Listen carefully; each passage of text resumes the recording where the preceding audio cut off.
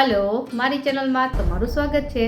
आज बनावीशू दही वडानी रेसिपी। तो चलो रेसिपी शुरू करिए और रेसिपी पसंद आवे तो वीडियो ने लाइक और चैनल ने सब्सक्राइब करवानुं ना भूलता।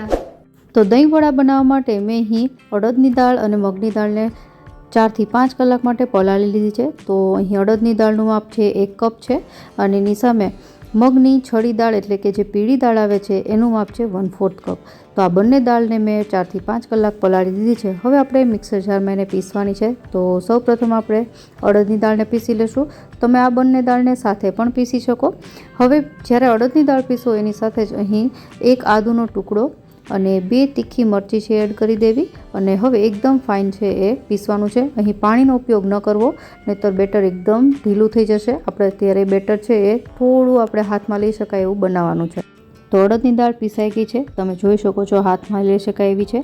હવે આપણે આને એક વાસણમાં કાઢી લેશું અને ત્યારબાદ એ જ મિક્સર જારમાં મગની છડી દાળ છે એને પીસવાની છે।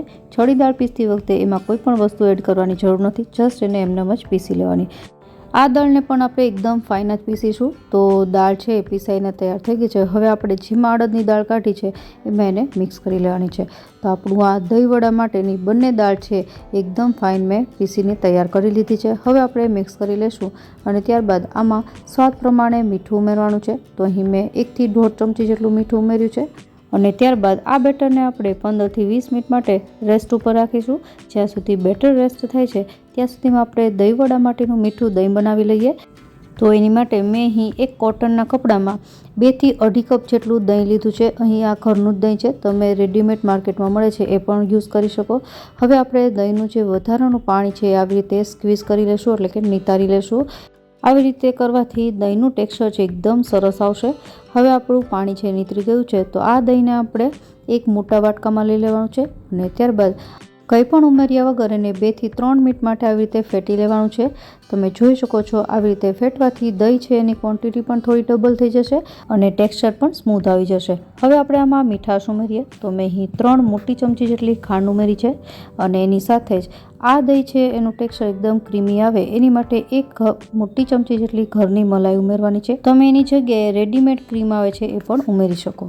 આ ટોટલી ઓપ્શનલ છે, પણ આમ કરવાથી જે તમે માર્કેટમાં દહીં વડા ખાવ છો એના જેવું જ એકદમ મસ્ત દહીં તૈયાર થઈ જશે। મેં અહીં મલાઈ અને ખાંડ નાખ્યા બાદ પણ એને 4 થી 5 મિનિટ માટે ફેટી લીધું છે।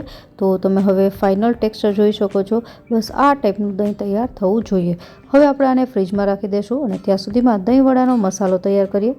તો એની માટે 2 ટીસ્પૂન જેટલું કશ્મીરી મરચું, ત્યારબાદ ½ ટીસ્પૂન જેટલો સંચળ પાવડર અને 2 ટીસ્પૂન જેટલો શેકેલા જીરાનો પાવડર। હવે આ બધી વસ્તુને મિક્સ કરી દઈશું। તો આપણો આ દહીં વડાનો મસાલો તૈયાર થઈ ગયો છે। હવે આ બધી વસ્તુ બનાવી ત્યાં સુધીમાં આપણું બેટર સરસ રીતે રેસ્ટ થઈ ગયું છે। તો એને ચેક કરી લઈએ। તો તમે જોઈ શકો છો બેટર પરફેક્ટલી તૈયાર છે। આજે આપણે આ બેટરમાંથી તળીને દહીં વડા બનાવવાના છીએ, પણ જો તમારે તળેલું ન ખાવું હોય અને સ્ટીમ કરીને બનાવવા હોય તો એની રેસીપી છે એ મેં ડિસ્ક્રિપ્શન બોક્સમાં આપી છે, તમે એની લિંક છે ચેક કરી શકો છો અને આ જ બેટરમાંથી તમે સ્ટીમ દહીં વડા પણ બનાવી શકો।